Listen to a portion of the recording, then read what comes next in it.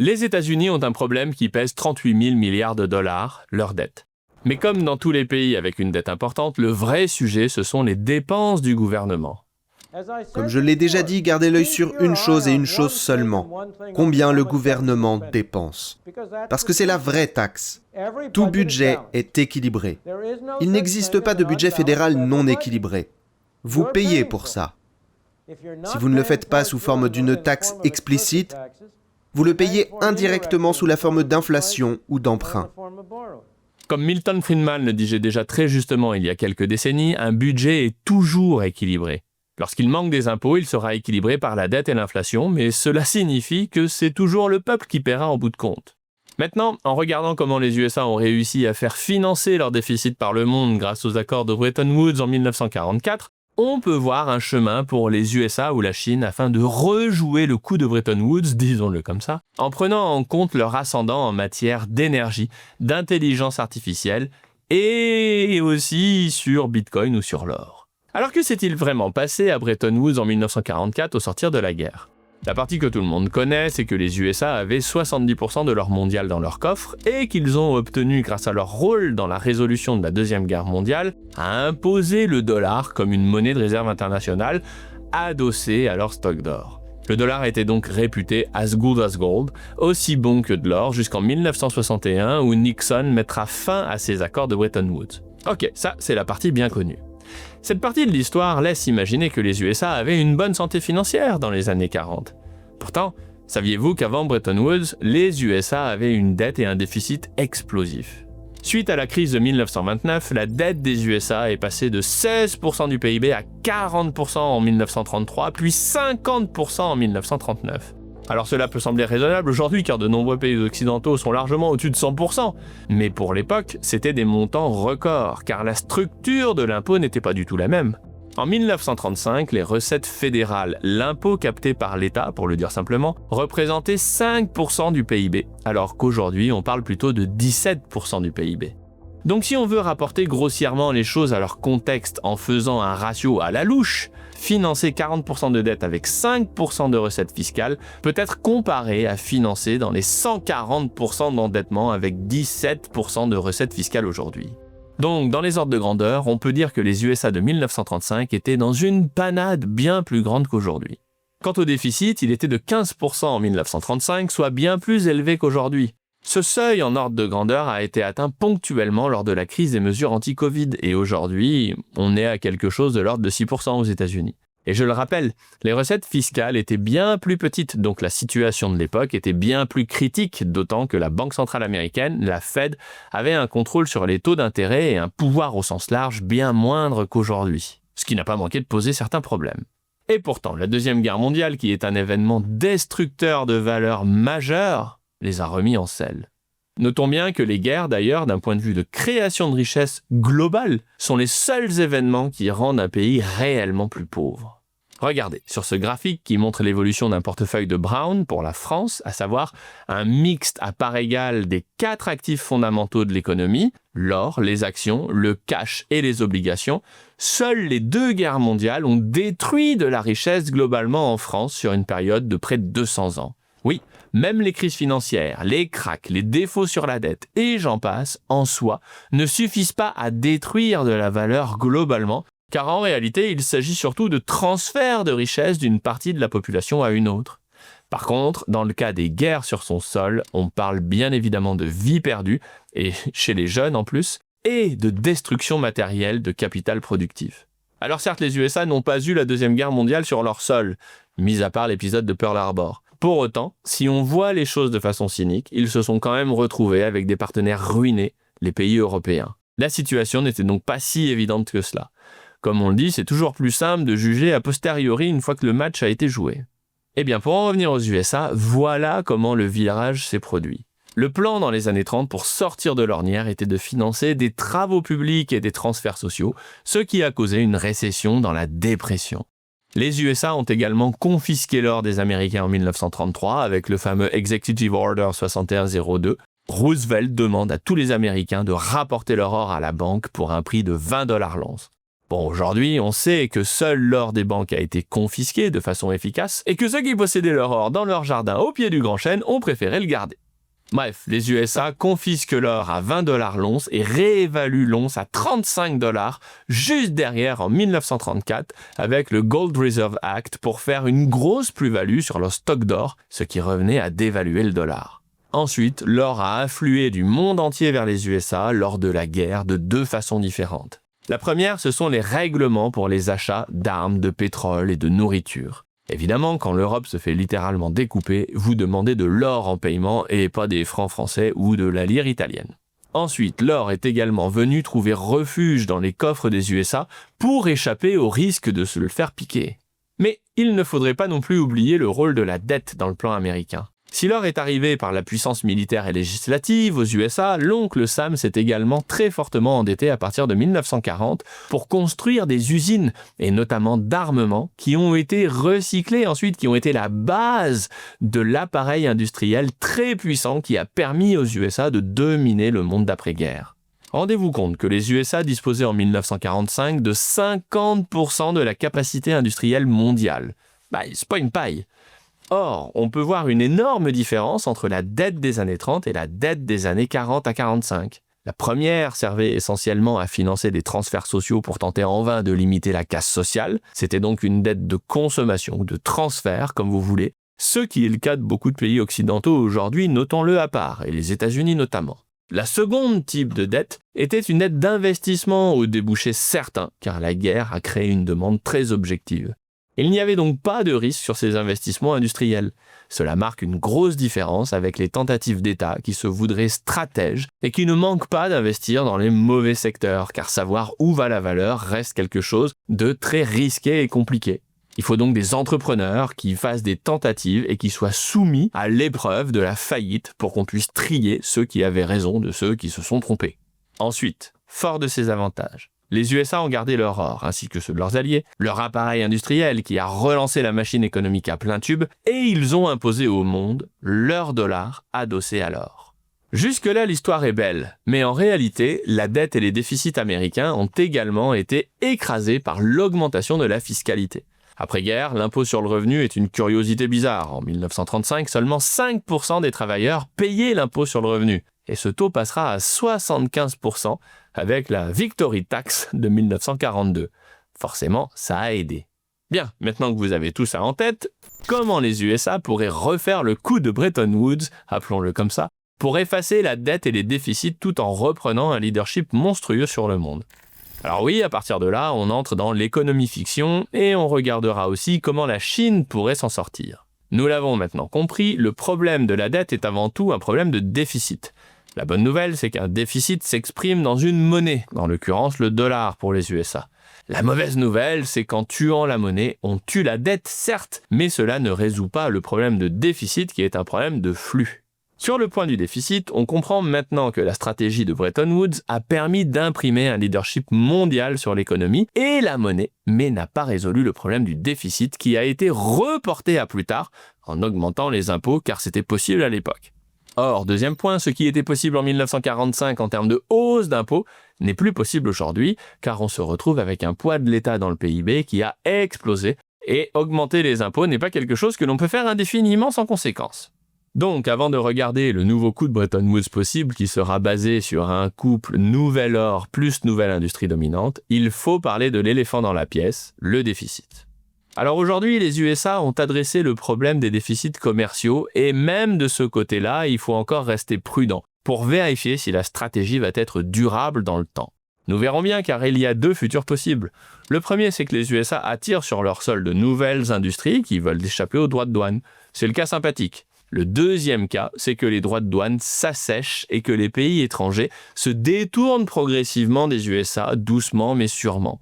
Dans ce cas-là, ces droits de douane n'auront été qu'un feu de paille, que le moment où les USA ont tué la poule aux œufs d'or en troquant leur soft power contre un revenu à court terme. Nous verrons bien. Dans tous les cas, même si cette stratégie fonctionne, elle ne permettra pas d'éponger le déficit global du pays, car les déficits budgétaires ont pour caractéristique de toujours grossir pour occuper toute la place qu'elles peuvent prendre. Ne pas avoir de déficit commercial avec l'extérieur, c'est bien, c'est une étape importante et qu'il faut réaliser, mais ne pas avoir de déficit budgétaire global reste impératif et la cible finale. Il y a cependant une voie possible, celle de la voie de la Turquie que j'appelle le découplage entre le secteur privé et le secteur public. En gros, vous baissez les impôts pour couper le financement du secteur public au sens large. C'est ce que Trump essaie de faire, mais l'idée ne vient pas de lui puisque Bush en 2000 et Reagan en 1981 avaient déjà tenté cette stratégie qu'un journaliste en 1979 avait évoquée sous le slogan « Starve the beast » ou en bon français « Affamer la bête pour qu'elle maigrisse ». Alors si cette stratégie est restée assez soft aux États-Unis, il se trouve que Erdogan en Turquie a poussé l'idée bien plus loin en déconnectant les impôts du public et en laissant la livre turque aller au tapis. Alors sur le plan économique, ça a marché. La livre turque s'est effectivement effondrée, pas de souci là-dessus, tout le monde est d'accord. Et dans le même temps, les actions turques, donc des entreprises turques, ont grimpé de 4% par an en dollars. Et effectivement, pour y avoir passé un peu de temps en Turquie, l'économie du secteur privé va plutôt bien. Sauf qu'il y a un énorme prix à payer pour ça. Toutes les personnes qui dépendent de l'argent public souffrent terriblement. C'est l'inflation qui se charge de ravager la livre turque. Alors quand vous travaillez dans le secteur privé, vous vous en fichez pas mal car votre salaire est indexé sur cette inflation chaque semaine car l'économie privée ne dépend pas de la livre turque. Elle dépend de l'échange réel de biens et services. Les patrons ont donc de quoi faire suivre les salaires. Les entrepreneurs ont également leur trésorerie en or ou en dollars et cela leur prend seulement un peu de temps le matin pour changer les étiquettes des prix en livre turque. Donc, même pas mal. Par contre, quand vous êtes tamponneur de papier administratif dans une mairie ou retraité en Turquie, votre pouvoir d'achat s'effondre dramatiquement. Et là, c'est très violent. Alors quelle est l'idée pour s'en sortir ? Eh bien, c'est que le secteur privé petit à petit se développe et absorbe les personnes qui étaient dépendantes de la dépense publique pour aller intégrer un job où le niveau de vie sera bien plus élevé. C'est comme ça que vous affamez la bête, pour reprendre l'expression américaine. C'est violent quand même. Bon, pour l'instant, en Turquie, ça tient, ça fonctionne. Après, Erdogan, c'est pas un enfant de cœur et je suis pas sûr que beaucoup de populations occidentales accepteraient ce niveau de coercition et de contrainte. Mais en tout cas, depuis des décennies, cela semble bien être la méthode qui inspire les dirigeants américains conservateurs pour tordre le cou au déficit budgétaire. Autant vous dire que ce jour-là, quand ce plan-là est mis à grande échelle, si c'est le cas, ça va tanguer aux US en termes d'ordre social. D'ailleurs, l'expérience du Doge d'Elon Musk a été arrêtée car il a causé trop de tensions politiques pour Trump. On voit bien que le maintien de l'ordre social n'est pas une variable d'ajustement mineure que l'on peut prendre à la légère. Mais bon, admettons que les USA trouvent leur chemin là-dedans et réussissent à tordre le cou au déficit budgétaire en faisant passer le dollar à la trappe. Comme dirait Bigard, admettons que la chauve-souris arrive à entrer dans l'immeuble. Admettons. Reste alors le problème de la dette.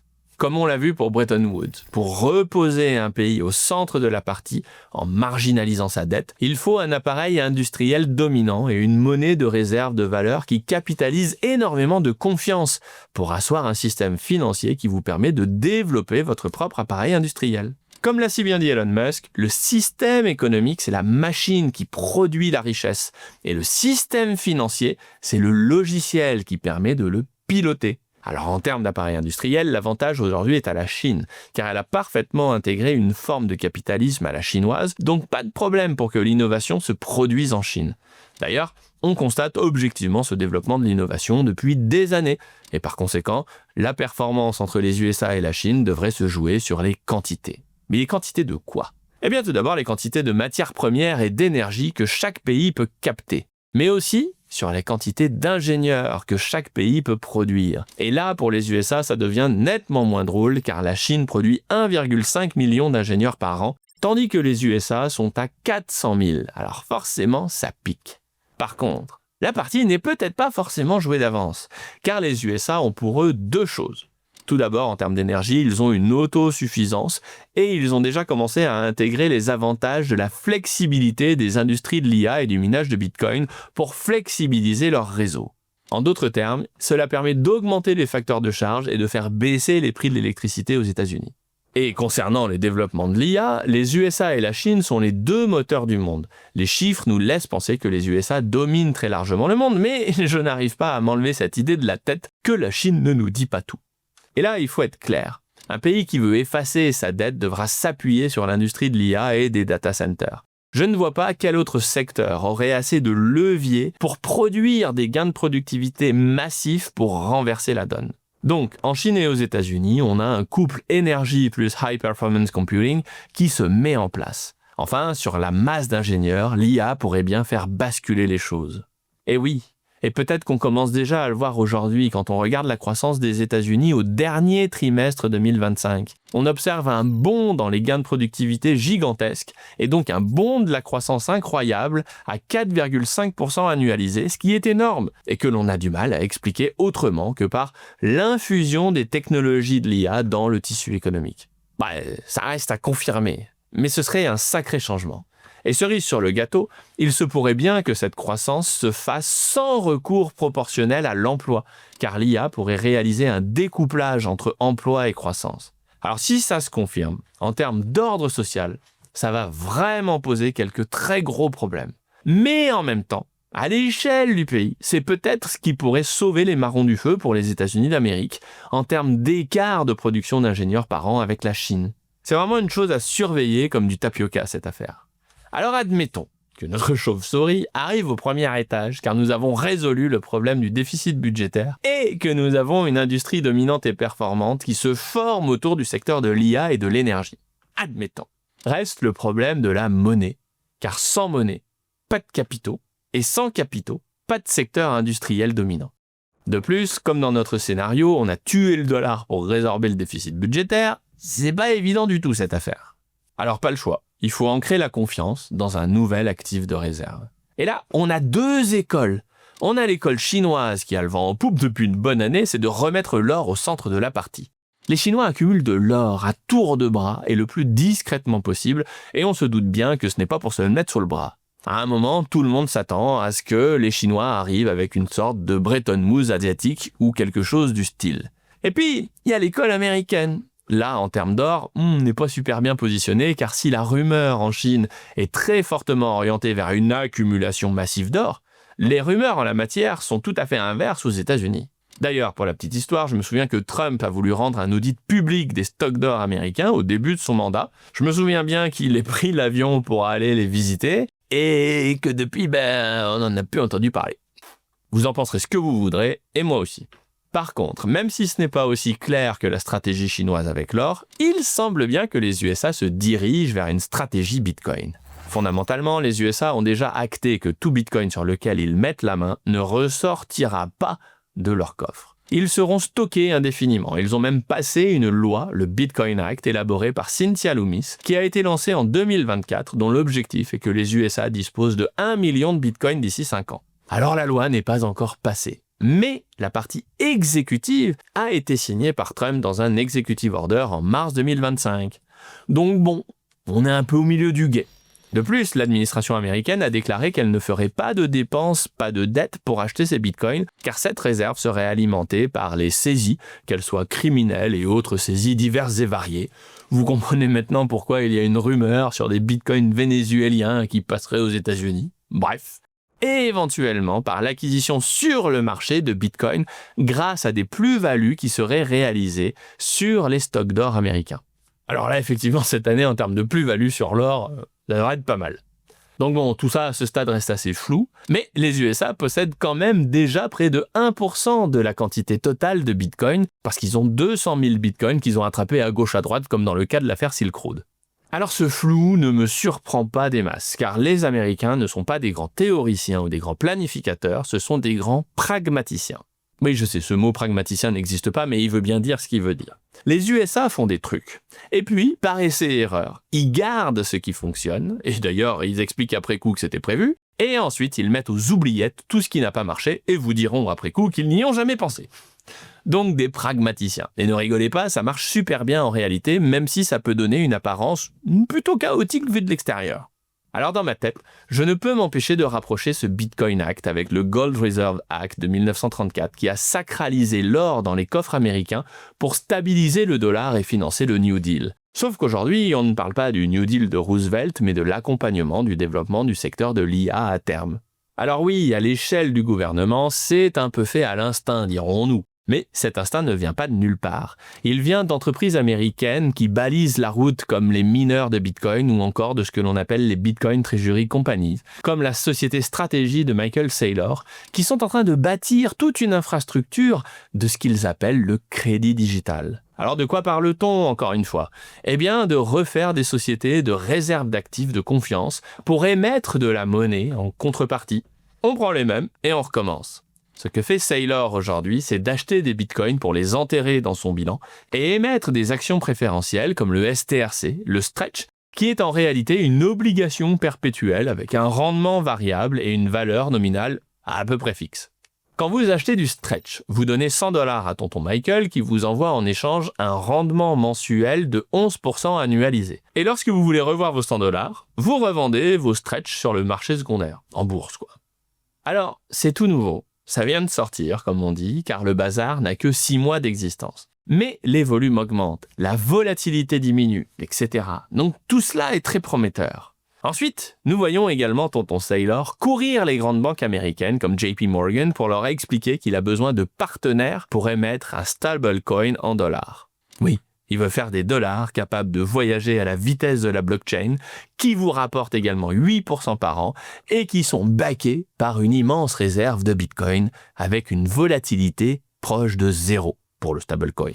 Ce que je suis en train de vous expliquer, c'est que le gouvernement américain n'est pas en train de mettre en place des plans quinquennaux sur 20 ans comme on peut le faire en Chine pour reconquérir le monde. Du tout. Par contre, le gouvernement américain pourrait bien, comme à son habitude, embrayer le pas sur la route tracée par ces entreprises qui ont trouvé des solutions intelligentes pour se les approprier. Vu sous cet angle, lorsque les entreprises américaines comme Strategy ou autres Strive auront développé tous les tuyaux et les partenariats pour créer ce nouveau dollar, assis sur Bitcoin, en ayant déjà convaincu les plus grandes banques américaines comme JP Morgan, le président américain du moment n'aura qu'à se baisser pour en ramasser les fruits. Et il n'y aura aucune friction puisque tout est déjà en place. Tout ceci nous permet de comprendre comment et pourquoi Larry Fink de BlackRock a pu lancer son ETF Bitcoin sans tracas. Il est évident que politiquement, on l'a autorisé et on lui a dit « Ok, vas-y, tente le coup, on verra bien plus tard si ça marche ». La bonne nouvelle, c'est que s'il a fallu attendre pas mal d'années depuis les années 30 pour voir Bretton Woods et la suprématie américaine devenir réelle, aujourd'hui, comme tout va plus vite, nous pourrions bien être fixés sur ces sujets dans 2 à 3 ans. En attendant, il n'y a que 21 millions de bitcoins, donc beaucoup sont déjà inaccessibles car perdus ou enterrés dans des bilans d'entreprises qui ne veulent plus les relâcher, ou alors dans des portefeuilles de particuliers têtus, et que les entités américaines sous toutes leurs formes figurent parmi les plus gros détenteurs de bitcoin. De plus, si le découplage entre l'IA et l'emploi se confirme, la suprématie d'un pays sera fonction de 2 choses. La première, c'est le capital que ce pays pourra lever pour développer son économie à base de matières premières et d'énergie. Et la deuxième, ce n'est pas sa quantité d'ingénieurs, mais la qualité de quelques ingénieurs de génie. Et ça peut considérablement rebattre les cartes entre la Chine et les USA notamment, car le sujet deviendra d'être le pays le plus attirant, le plus sexy, pour attraper les quelques personnes incroyables sur Terre qui ont réellement un potentiel pour démultiplier l'industrie portée par l'IA. C'est plus le même jeu. Et alors oui, effectivement, en termes d'inégalité, on n'en parle même pas, c'est un autre monde. En tout cas, on ne devrait pas s'ennuyer dans les années qui viennent. Pour comprendre comment les Bitcoin Treasury Company sont en train d'essayer de remodeler le système financier, allez voir cette vidéo où je vous explique tout en détail sur les mécaniques économiques et financières à l'œuvre. Vous verrez que la reconfiguration du système financier peut aller très vite.